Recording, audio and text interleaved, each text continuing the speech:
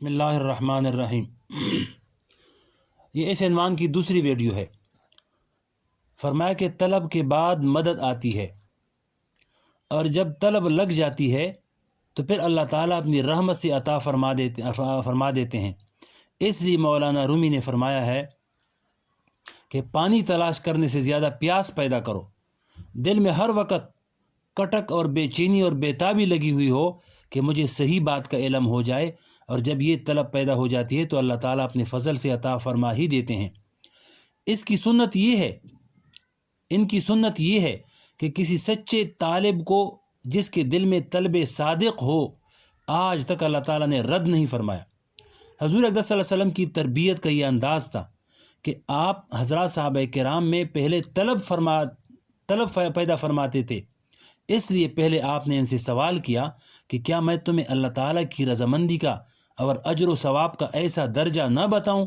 جو نماز سے بھی افضل، روزوں سے بھی افضل اور صدقہ سے بھی افضل ہو؟ یہ سوال کر کے ان کے اندر شوق اور طلب پیدا فرما رہے ہیں۔ صحابہ کرام نے عرض کیا کہ یا رسول اللہ صلی اللہ علیہ وسلم ضرور بتائیے۔ اس لیے کہ صحابہ کرام کو تو ہر وقت یہ دھن لگی رہتی تھی کہ کون سی چیز ایسی ہے جو اللہ تعالیٰ کا قرب عطا کرنے والی ہے اور اللہ تعالیٰ کی رضا عطا کرنے والی ہے، اور اب تک روزے کی، نماز کی اور صدقے کی فضیلت سن چکے تھے کہ حضور پاک صلی اللہ علیہ وسلم نے فرمایا کہ نماز دین کا ستون ہے۔ ایک اور حدیث میں آپ صلی اللہ علیہ وسلم نے فرمایا کہ اللہ تعالیٰ نے ارشاد فرمایا کہ بندہ نوافل کے ذریعے میرا قرب حاصل کرتا رہتا ہے، اور جتنی نوافل زیادہ پڑھتا ہے وہ اتنا ہی میرے قریب ہو جاتا ہے، یہاں تک کہ ایک درجہ ایسا آ جاتا ہے کہ میں ان کی آنکھ بن جاتا ہوں جس سے وہ دیکھتا ہے، میں اس کا کان بن جاتا ہوں جس سے وہ سنتا ہے، میں اس کا ہاتھ بن جاتا ہوں جس سے وہ پکڑتا ہے۔ گویا کہ نوافل کی کثرت کے نتیجے میں وہ انسان اللہ تعالیٰ کے اتنا قریب ہو جاتا ہے کہ اس انسان کا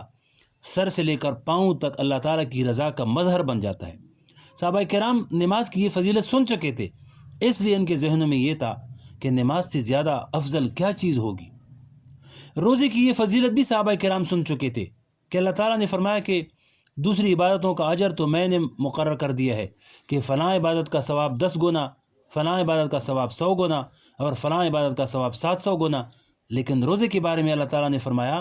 کہ الصوم لی انا اجزا بھی، یہ روزہ میرے لیے ہے اور میں ہی اس کی جزا دوں گا۔ یعنی روزے کا جو اجر و ثواب میں عطا کرنے والا ہوں وہ تمہاری گنتی میں اور تمہارے پیمانوں میں اس اجر و ثواب کا تصور ہی نہیں آ سکتا۔ یہ روزہ چونکہ میرے لیے ہے، اس لیے اس کا اجر و ثواب بھی اپنی شان کے مطابق میں ہی دوں گا، اپنی عظمت کے مطابق دوں گا۔ صحابہ کرام روزے کی یہ فضیلت بھی سن چکے تھے، اس لیے ان کے ذہنوں میں یہ تھا کہ روزہ بہت زیادہ افضل عبادت ہے۔ صحابہ کرام صدقہ کی فضیلت بھی سن چکے تھے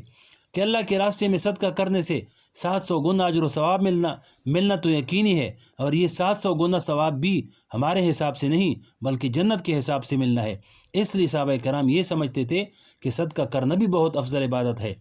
اس لیے حضور پاک صلی اللہ علیہ وسلم نے ان سے فرمایا کہ کیا میں ایسی چیز نہ بتاؤں جو اس نماز سے بھی افضل ہے، اس روزے سے بھی افضل ہے، اس صدقہ کرنے سے بھی افضل ہے، جن کی فضیلتیں تم نے سن رکھی ہیں۔ چنانچہ یہ سن کر صحابہ کرام کے دل میں شوق پیدا ہوا، اور انہوں نے عرض کیا یا رسول اللہ صلی اللہ علیہ وسلم وہ چیز ضرور بتائیں تاکہ ہم وہ چیز حاصل کریں، اور اس کے نتیجے میں اللہ تعالیٰ ہمیں ان عبادات سے بھی زیادہ ثواب عطا فرما دیں۔ اس کے بعد آپ صلی اللہ علیہ وسلم نے فرمایا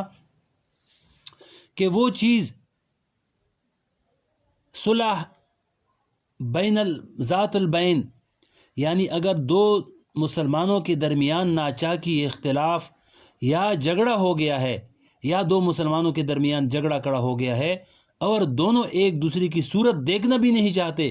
تو اب کوئی ایسا کام کرو جس کے نتیجے میں ان کے درمیان وہ جھگڑا ختم ہو جائے۔ یعنی دو مسلمانوں کے درمیان جھگڑا ختم کرنا اور دونوں کے دل آپس میں مل جائیں اور دونوں ایک ہو جائیں، تمہارا یہ عمل نماز سے بھی افضل ہے، روزے سے بھی افضل ہے، صدقہ سے بھی افضل ہے۔ نبی کریم صلی اللہ علیہ وسلم کا یہ انداز بیان تھا۔ اللہ پاک ہمیں عمل کرنے کی توفیق نصیب فرمائے۔ لیکن